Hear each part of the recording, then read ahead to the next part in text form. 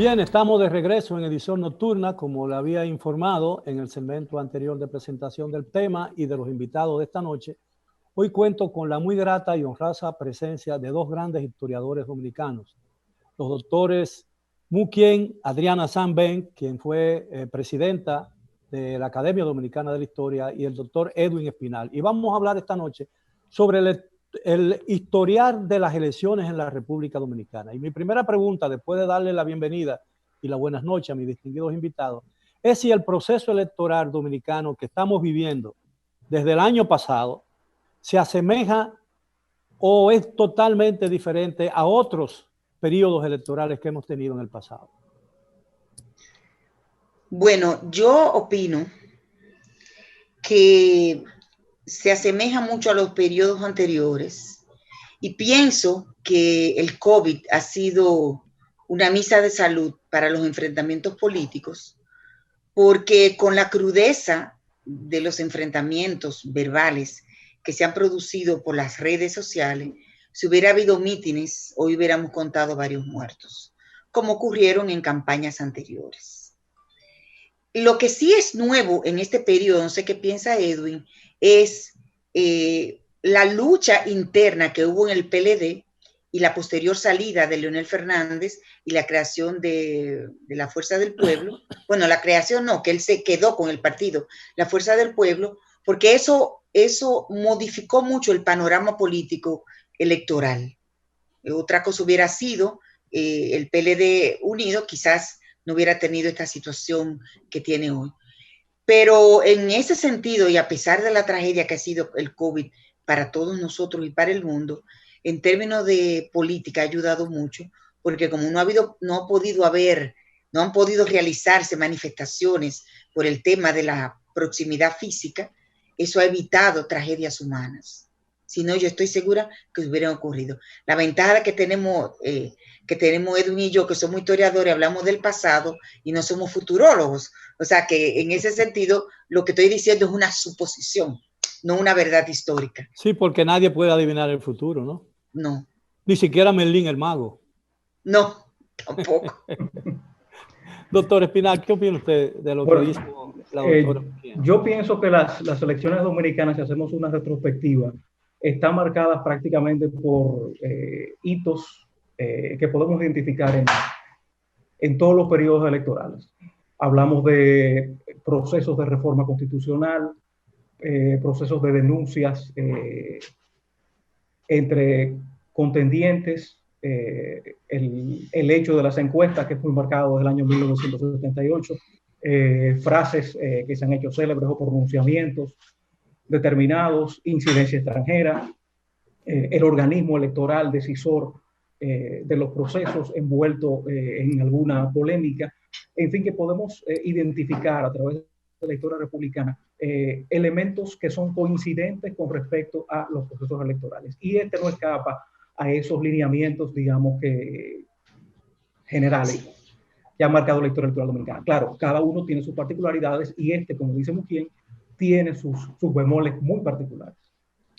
Por ejemplo, una particularidad que tiene este proceso es que es la primera vez después de que se habían unido separados, las elecciones, ha sido toda una discusión, se celebraron en febrero, fracasaron, ¿verdad? Se hicieron en marzo, pero es la primera vez que hay una población que tiene una participación tan activa, porque no podemos olvidar que antes de que ocurriera la pandemia, hubo un movimiento social muy grande de la sociedad civil que no tenía nada que ver con los partidos políticos, de respeto a la institucionalidad y la explicación. Y lo que ocurrió en la Plaza de la Bandera durante todo ese mes fue muy significativo, y sobre todo lo que ocurrió el 27 de febrero. Eso es algo distinto a las elecciones anteriores. Como dijo Edwin, hay particularidades. Se me ocurría ahora, por ejemplo, que ha habido casos de que va a haber fraude, que no va a haber fraude. La primera vez que yo recuerdo trabajando documentos, que yo escuché y leí, no escuché, leí porque no estaban vivos, en 1888, cuando Luperón acusó a Lilis de haber metido en las urnas 16,000 votos, que en ese tiempo era muchísimo voto. en una población que no alcanzaba las 200.000 personas, porque en 1866 se hablaba de 165.000, no llegábamos ni a 200.000 en 1888. Entonces Luperón acusa a Lilis de un fraude electoral colosal. Utilizaba esa palabra, colosal. Eso ha sido una constante en esta historia, sí, lamentablemente. Que luego Bosch la utilizó en 1990. Sí. Y lo triste de todo esto es que tú dices, pero no aprendemos. Es que nosotros estamos siempre corriendo atrás como la serpiente o como el cocodrilo cogiéndonos la cola y nunca vemos hacia adelante. Muy poco hemos caminado en este proceso democrático.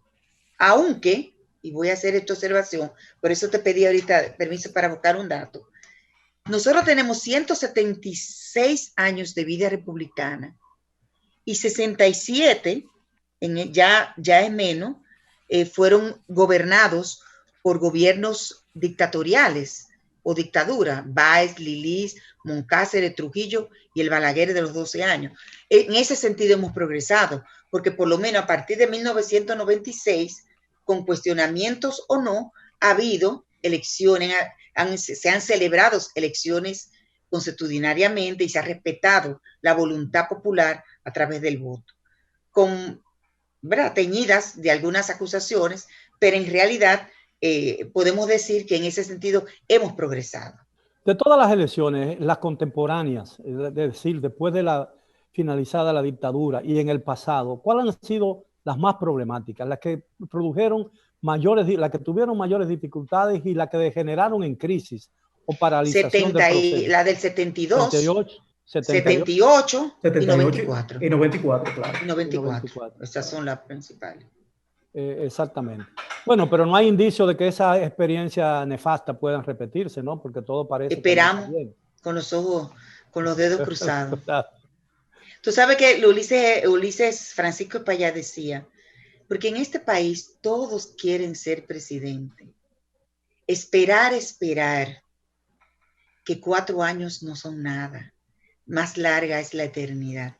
Decía, ¿por qué no podemos esperar tranquilos 4 años que pasen los periodos gubernamentales?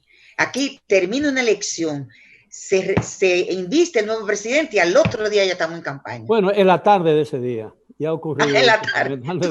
Yo dije al otro día, tú dices en la tarde. Bueno, entonces, lo que decía Espaillat en 1876 todavía tiene vigencia.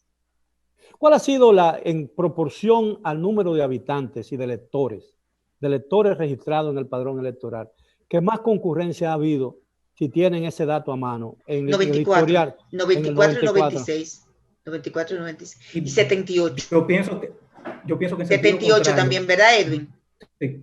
Una de las más altas abstenciones, en sentido contrario, pudo haberse producido en la elección de 1930. Más del 50% de los electores dominicanos se abstuvo de votar, porque recordemos que Trujillo, se hizo bajo mucha presidencia, se hizo bajo mucha coacción y claro, prácticamente él y Estrella Ureña fueron los únicos candidatos porque toda la oposición fue diezmada producto de la violencia electoral. Claro, fue de hecho un golpe de Estado.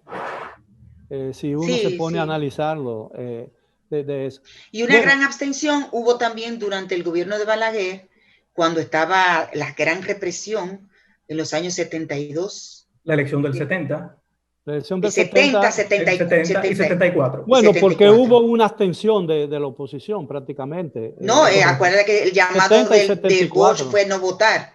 Claro. 70 y 74. Y hubo una abstención porque el PRD también se retiró a última hora. Tanto en el 70 como en el 74. Ahora bien, ¿cuál ha sido la mayor nivel de abstención en la historia reciente de la República Dominicana? Cuando digo reciente, estoy hablando de 1962 a la fecha. La abstención mayor yo creo que es 70 y 74. Porque después tuvimos 78, que fue al contrario, hubo una gran participación. Las dos del PRD, 78, 82, fue relativamente, porque hay una abstención estándar en las presidenciales, se calcula siempre un 25%, y en las congresuales y municipales siempre un 50%. Ese es más o menos el promedio. A veces es un poquito más, un poquito menos, pero siempre se tiende a un 30, a un 25 en las presidenciales. Ahora, por el hecho de que se va a votar simultáneamente por el Congreso y por la presidencia de la República, cabe suponer que el nivel de abstención será más o menos igual para ambos, ¿no? Para ambos niveles. Claro. Yo calculo que va a ser como un 75 también. ¿La participación o la abstención? No, 75% la participación. Porque la abstención promedio 25. Pero va a ser muy alta entonces, a pesar de... No, es el estándar, es el estándar. Pero hoy tenemos el problema del coronavirus, que habrá mucha gente, por ejemplo, la gente más vulnerable, la que tiene una edad muy avanzada, la que tiene dolencias que pueden hacerlo todavía mucho más vulnerable, quizás mucha de esa gente se abstenga de participar. Yo tengo, por ejemplo, amigos que dicen que ellos no van a llevar a su mamá o ni a su papá a votar porque son muy viejos y pueden contraer el virus. Bien protegido, no hay problemas, ¿eh? Bien protegido. Bueno, porque yo pienso votar como un astronauta, como que vino de la luna, con mi cosa, porque yo soy también de la vulnerable, pero hay que votar. Pero se ha dicho que la Junta va a exigir, o en las mesas electorales, que la gente se descubra. A mí me parece que eso es un requisito innecesario, porque la gente va a presentar su cédula. Su cédula. También mucha gente, yo entre ellos, he criticado mucho el tema del entintado, especialmente porque la Organización Mundial de la Salud y el Ministerio de Salud Pública ha dicho que las manos son de los factores de contagio más. Lo que dicen es que el nivel de alcohol, lo que me explicaron a mí, porque yo hice esa misma observación, que el nivel de alcohol que tiene la tinta es lo suficientemente alto para que no haya ningún tipo de contagio. De todas maneras, lo que se indica a la OMS es lávese la mano. Después que usted llegue de votar, báñese entero, quítese esa ropa y estrújese aunque sea con cosas, pero lo que hay que hacer es, porque todo esto es higiene, ¿tú entiendes? Sí es. Ahora, el hecho, yo quería hacer un señalamiento. El hecho de la pandemia, entiendo que es un hecho inédito en las elecciones dominicanas. O sea, bajo claro, una situación de emergencia nacional, no se habían producido elecciones en República Dominicana. Bueno, recordemos la pandemia de la fiebre amarilla de los años en la segunda década del siglo pasado.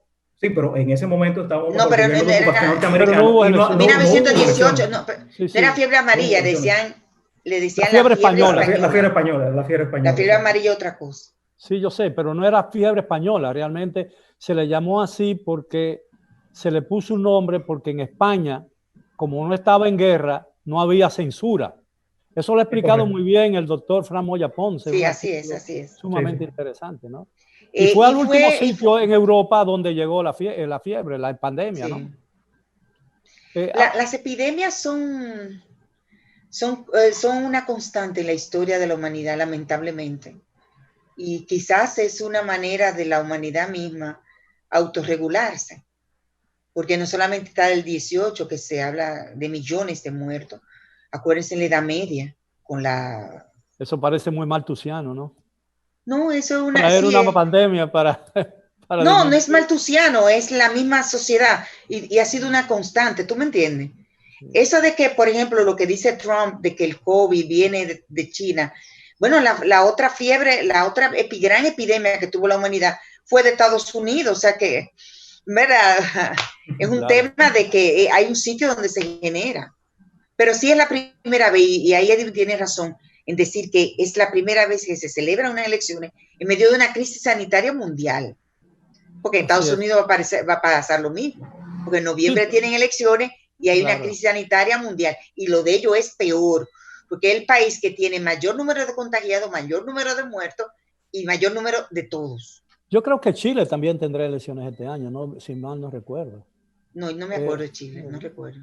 Bueno, ahora, en las elecciones del 78, cuando se hizo evidente que el voto favorecía al candidato de oposición, el hacendado Antonio Guzmán Fernández, se produjo un asalto militar a la sede de la Junta Central Electoral. Se suspendieron el conteo de los votos cuando ya favorecía a Guzmán, se interrumpió el servicio de energía eléctrica y prácticamente el país quedó en ascuas y quedó paralizado el sistema durante 3 o 4 días. Yo lo narro en Al borde del caos, ese asunto. Ahora, ¿ha habido una experiencia similar con anterioridad a esa en el país? ¿Algo parecido? Que tuviera también el impacto internacional, no. Porque ese episodio histórico electoral nuestro tuvo un impacto internacional tan grande, pero ayudó mucho el hecho de que fuera Carter que tuviera en la presidencia de los Estados Unidos, pero a mí me parece que ni siquiera la del 94 se asemeja a la del 78. Porque en el 94 hubo una crisis fuerte que tuvo también repercusiones internacionales, no sé qué tú opinas, Edwin, pero a mí me parece que la del 78 fue un caos mucho mayor, claro, en mi opinión. Tanto así que incluso no hubo una solución electoral, sino política. Porque como tú bien lo narras en tu libro, Balaguer se queda con el Senado. Eso fue un arreglo entre partes. Claro. Tú te quedas con la presidencia, yo me quedo con el Senado, que en ese momento controlaba mucho más que ahora. Claro, porque controlaba el Poder Judicial, porque era el Senado el que nombraba a los jueces. Sí, exacto. Así es. Bueno, el Senado sigue siendo importante porque designa la Cámara de Cuentas, designa muchas otras cosas importantes, ¿no? Bueno, pero todo parece... ¿Cuáles serían las dificultades que podrían presentarse en las elecciones del domingo próximo? Tomando como punto de base o como punto de partida experiencias similares en el pasado. Porque a pesar de que estas elecciones han sido relativamente tranquilas, el nivel de ansiedad ha aumentado precisamente por la crispación que existe entre los rivales de los partidos políticos. Aún cuando se volvió al voto manual después de la experiencia de este mismo año de febrero pasado, entiendo que quizás el gran temor podría ser el aspecto informático. Sabemos que la Junta Central Electoral no tiene todas las de ganar en cuanto a credibilidad, y ese podría ser quizás un elemento a considerar, y sobre el que indudablemente el interés nacional va a tener su mayor atención. Especialmente porque el conteo va a ser manual y es posible que la Junta no esté en condiciones de anunciar un eventual ganador en un tiempo razonable que evite... No, Miguel, en el 96 yo era presidente de mesa. ¿Tú te acuerdas que fue la época de la ebullición de sociedad civil? Y yo fui presidenta de mesa y fui secretaria de mesa. Acuérdate que hubo 2 vueltas en el 96. Sí, sí, claro. Y en la segunda vuelta yo fui presidente de mesa y tuvimos que hacer conteo manual y tuvimos que llevarlo, y ellos dieron antes de las 11 de la noche, dieron los resultados en el 96. Bueno, ojalá todo el mundo quisiera, porque si hay una dilación por el nivel de rivalidad que hay, la crispación de que hablábamos al principio, una dilación en la emisión de boletines en la Junta puede alterar los ánimos y crear mucha ansiedad en la población, y eso puede generar situaciones muy violentas, ¿no? Porque mira, lo importante es que haya una concordancia entre el conteo manual y lo que se reporta electrónicamente. En mi época, en el 96, que uno no estaba tan desarrollada la tecnología, lo importante era llevar el conteo y que cada acta, yo recuerdo que se la entregué a cada representante de partido político, y no hubo ese problema. O sea, si eso se hace como se debe hacer, yo no creo que haya problema. Porque en el 96, acuérdate que fue terrible, porque fue cuando el Frente Patriótico, la del 96, que fue la segunda vuelta, fue todavía mucho más tensa. Fue cuando se aliaron el PLD con el Partido Reformista, y la tensión estaba a flor de piel. Sobre todo porque había pasado lo del 94. No, y especialmente porque Peña había sacado más votos en la primera vuelta. Exactamente. Los votos del Partido Reformista, los votos de Balaguer, lo que cambiaron. Exacto. La tensión había subido mucho, sí. O sea, que ojalá que no. Yo espero que no. Bueno, hay una pregunta que yo me he hecho, no me canso de formularme a mí mismo y no encuentro respuesta. ¿Hemos aprendido de las experiencias electorales y eso nos ha servido de algo para mejorar el sistema electoral? ¿Sí o no? Edwin, ¿qué tú opinas? Ha habido muchos factores a considerar.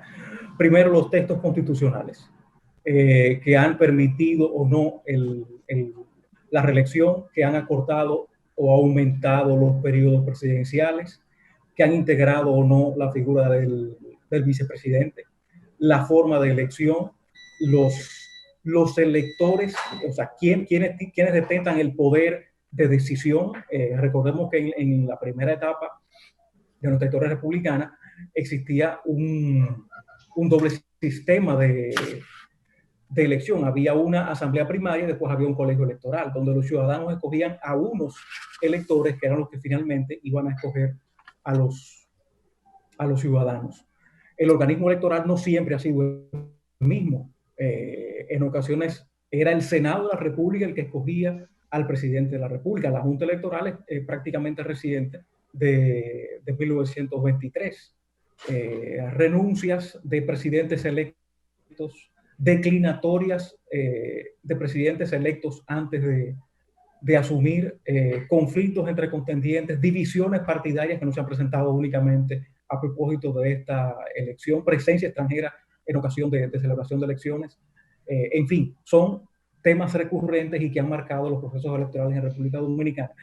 Y uno podría decir que prácticamente la enseñanza de procesos pasados ha sido mínima, porque hemos repetido, si no sea los mismos errores, si no es cíclicamente, pero sí recurrentemente, con el transcurso de X número de años, se ha presentado prácticamente las mismas situaciones.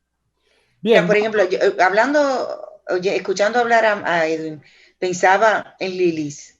Lilis varió la Constitución varias veces, el poderse reelegir, y decía al Congreso, aprueben eso ya, la reforma constitucional, que para eso lo pusimos nosotros ahí.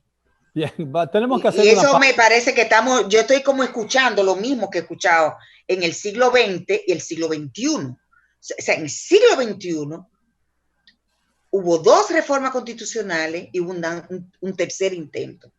Bien. Y el tema de la reforma, la única constitución que han sido realmente constituciones que se han modificado en todo su esplendor es la del 2010, que fue una gran reforma constitucional, independientemente de que no esté de acuerdo en algunas cosas, pero fue una gran reforma. 62 y la del 63.